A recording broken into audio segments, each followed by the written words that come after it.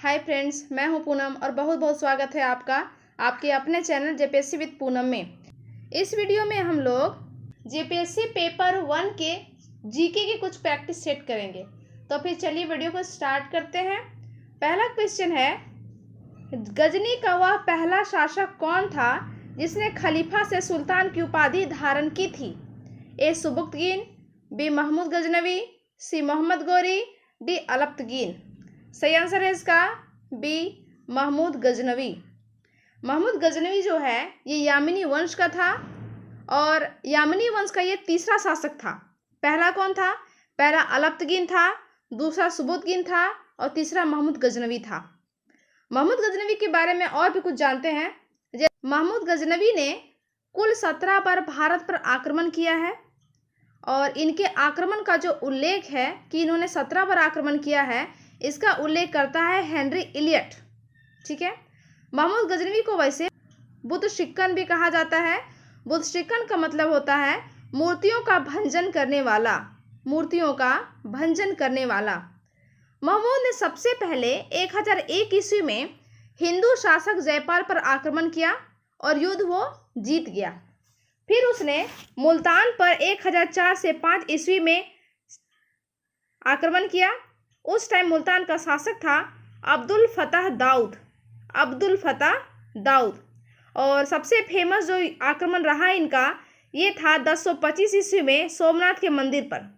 इन्होंने सोमनाथ के मंदिर को लूटा। उस टाइम गुजरात का शासक भीम प्रथम। और अंतिम बार जो इनका आक्रमण था वो 1027 ईस्वी में था, वो था जाटों पर। ठीक है। तो इतनी बातें महमूद गजनवी के बारे में आप याद रखेंगे। गजनवी के सभी आक्रमणों में सबसे महत्वपूर्ण आक्रमण कौन सा था? ए भटिंडा पर आक्रमण, बी नारायणपुर पर आक्रमण, सी सोमनाथ मंदिर पर आक्रमण या डी कालिंजर पर आक्रमण। सही आंसर है इसका ऑप्शन सी सोमनाथ मंदिर पर आक्रमण सन 1025 ईस्वी में। ठीक है। भटिंडा पर आक्रमण किया था इन्होंने 1004 में, नारायणपुर पर आक्रमण किया था 1002 में, कालिंजर पर आक्रमण किया था 1019 में। ठीक है। तो इतनी बातें आप याद रखेंगे। दिल्ली सल्तनत की दरबारी भाषा क्या थी? उर्दू, फारसी, हिंदी या अरबी? सही आंसर है इसका बी फारसी। आगरा नगर की स्थापना किसने की है? सिकंदर लोदी ने, बहलोल लोदी ने, बाबर ने या फिर इब्राहिम लोदी ने? सही आंसर है इसका सिकंदर लोदी ने। सन 1504 ईस्वी में सिकंदर लोदी ने आगरा की स्थापना की और वो खुद 1489 से 1517 तक शासक रहा। सिकंदर लोदी ने यहीं पर बादलगढ़ के किले का निर्माण कराया। कहाँ पर? आगरा में। और सन 1506 ईस्वी में आगरा को अपनी राजधानी बनाई। ये पहला ऐसा शासक था जो ख्वम्स मतलब लूट का जो धन था उसमें ये किसी प्रकार का हिस्सा नहीं लेता था। बाकी जो सुल्तान थे वो ख्वम्स जो लूट का हिस्सा होता था उसमें से 4/5 हिस्सा वे ले लेते थे। और फिरोज तुगलक की बात करूं तो फिरोज तुगलक जो है ख्वम्स का हिस्सा 1/5 लेता था। सिकंदर लोदी ने भूमि को नापने के लिए एक पैमाना बनाया जिसको गज सिकंदरी कहा जाता है, जो 30 इंच का होता था। और साथ ही साथ इनके बारे में एक फैक्ट और भी याद रखिए, जैसे इन्होंने मोहर्रम और तजिया निकालना बंद करा दिया। Very very important. मोहर्रम और तजिया निकालना बंद करा दिया और वो गुलरुखी के नाम से फारसी में कविताएं लिखा करता था। इतनी बातें सिकंदर लोदी के बारे में। दिल्ली का वह सुल्तान जिसकी मृत्यु चौगन खेलते समय हो गई थी? कुतुबुद्दीन ऐबक, बी अलाउद्दीन खिलजी, सी फिरोज तुगलक या डी गयासुद्दीन तुगलक? सही आंसर है इसका ऑप्शन ए कुतुबुद्दीन ऐबक। कुतुबुद्दीन ऐबक जो है मोहम्मद गौरी का गुलाम था और ये गुलाम वंश का संस्थापक था। कुतुबुद्दीन ऐबक की राजधानी थी लाहौर और कुतुबुद्दीन ऐबक पहला ऐसा शासक था जिसने कभी सुल्तान की उपाधि धारण नहीं की, बल्कि वो खुद को सिर्फ मलिक और सिपालशाह के पदवी से संतुष्ट रखा। और सन 1208 ईस्वी में इसको दास्ता से मुक्ति मिल गई। ऐसे हशम निजामी, फख्र मुदब्बिर सब ऐबक के दरबार में रहा करते थे। हशम निजामी और फख्र मुदब्बिर। ऐबक का उत्तराधिकारी था आराम शाह। इल्तुतमिश ने आराम शाह की हत्या करके स्वयं गद्दी पे बैठ गया और इन्होंने कुतुब मीनार की नींव डाली है, सबको पता होगा, और बख्तियार काकी की याद में डाली है। मोहम्मद गौरी विजित प्रदेशों की देखभाल के लिए किस विश्वसनीय जनरल को छोड़कर गया था? ये गया था ऐबक को। आइए मोहम्मद गौरी के बारे में कुछ जानते हैं। मोहम्मद गौरी ने पहला आक्रमण सन 1175 ईस्वी में मुल्तान पे किया था। 1178 ईस्वी में गुजरात के शासक पर आक्रमण किया था और वहाँ का शासक था मूल राय द्वितीय। मूल राय द्वितीय ने माउंट आबू के पर्वत के तलहटी पर मोहम्मद गौरी को बुरी तरह से परास्त कर दिया। ये मोहम्मद गौरी की पहली पराजय थी। फिर मोहम्मद गौरी का पृथ्वीराज चौहान के साथ तराइन का पहला युद्ध हुआ सन 1191 में। उस युद्ध में पृथ्वीराज चौहान ने मोहम्मद गौरी को बुरी तरह से हरा दिया और सन 1192 ईस्वी में मोहम्मद गौरी ने पृथ्वीराज चौहान को हरा दिया और उसको मार डाला। सन 1194 ईस्वी में कन्नौज का शासक जयचंद पर हमला किया और जयचंद जो है गढ़वाल वंश का राजा था और गढ़वाल वंश का संस्थापक है चंद्रदेव और राजधानी थी इनकी कन्नौज। सन 1206 ईस्वी में मोहम्मद गौरी की मृत्यु हो जाती है और मोहम्मद गौरी के सिक्कों पर एक और कलमा खुदा हुआ मिलता है और दूसरी ओर लक्ष्मी की आकृति बनी हुई मिलती है।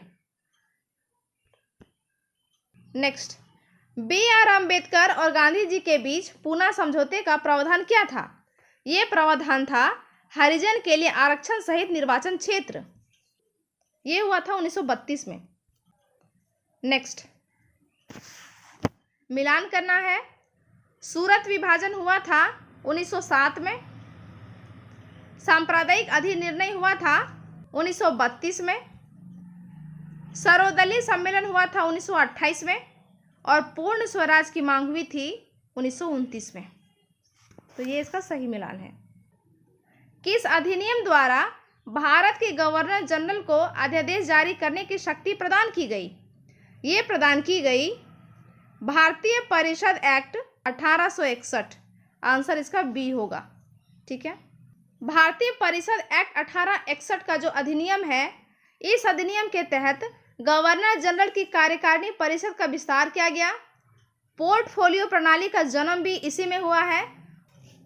पोर्टफोलियो के जन्मदाता है लॉर्ड कैनिंग और अध्यादेश जारी करने की शक्ति भी इसी एक्ट के तहत मिली है और अध्यादेश की अवधि ज़्यादा से ज़्यादा 6 महीने तक की होती थी। सन 1862 की बात है। लॉर्ड कैनिंग ने 3 भारतीय, एक थे बनारस के राजा, दूसरे थे पटियाला के राजा और तीसरे थे सर दिनकर राव, इनको विधान परिषद में नियुक्त किया एज ए मेंबर के तौर पे। करना है इसको। अगस्त घोषणा, ये है लॉर्ड मॉन्टेग्यू, बी हो जाएगा।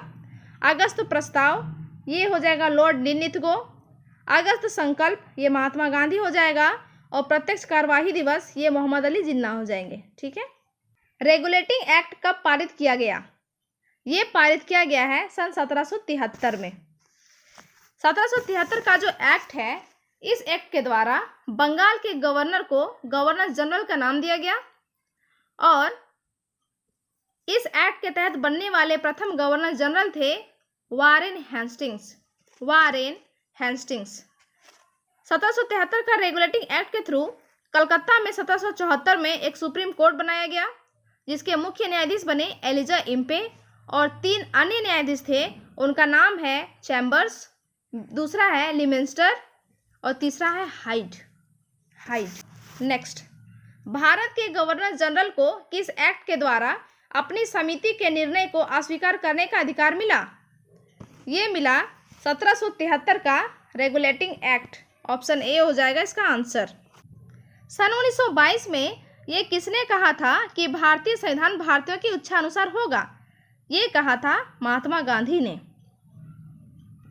नेक्स्ट, संविधान सभा के विचार का औपचारिक रूप से प्रतिपादन किसने किया? ये किया था M.N. राय ने। M.N. राय।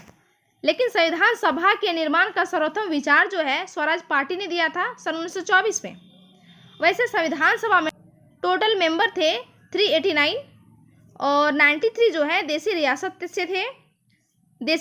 से थे। 292 जो है ब्रिटिश प्रांत से थे और 4 चीफ कमिश्नरी के प्रतिनिधि थे। नेक्स्ट, सन 1936 ईस्वी में कांग्रेस द्वारा संविधान सभा के गठन की मांग किस अधिवेशन में हुई? ये हुई थी फैजपुर अधिवेशन में और इसमें अध्यक्ष बने थे पंडित जवाहरलाल नेहरू। इनका जन्म हुआ है सन 1889 में। नेक्स्ट, बंद अर्थव्यवस्था किसे कहा जाता है? बंद अर्थव्यवस्था उसे कहा जाता है जहां ना तो आयात होता है ना ही निर्यात होता है। आंसर बन जाएगा इसका ऑप्शन डी। भारत में बेरोजगारी के आंकड़े कौन प्रकाशित करता है? ये प्रकाशित करता है ऑप्शन सी NSSO। राष्ट्रीय ग्रामीण विकास संस्थान कहाँ है? ये है हैदराबाद में। संरचनात्मक बेरोजगारी के क्या कारण हैं? तो संरचनात्मक बेरोजगारी के कारण है अपर्याप्त उत्पादन क्षमता, ऑप्शन डी। तो ये थे आज के कुछ जीके के क्वेश्चन। मैं कोशिश करूंगी इस वीडियो में ज़्यादा से ज़्यादा क्वेश्चन लाने की। मिलते हैं अगले वीडियो में कुछ नए क्वेश्चन के साथ। तब तक के लिए अपना ख्याल रखिएगा। Good bye.